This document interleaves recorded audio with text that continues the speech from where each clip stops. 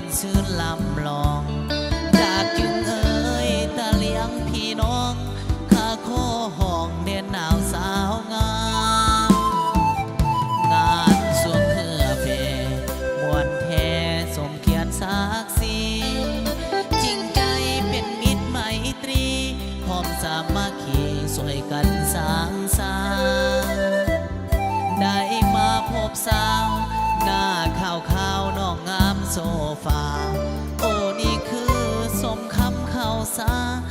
งามแท่หน้าสาวดักจึงเอ๋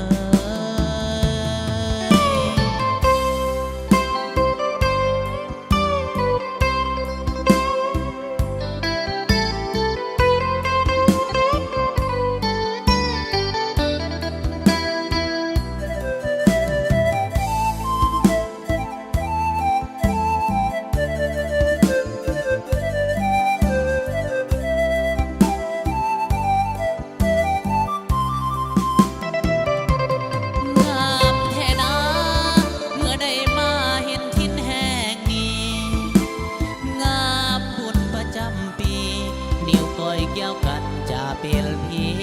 น้องนั่งดูเล่าให้ห้องโหกันไปม่วนชื่นลำลองดากจึงเอ๋ยตะเลียงพี่น้องข้าขอห้องแดนหนาวสาวงามงานสวงเหงื่อแผ่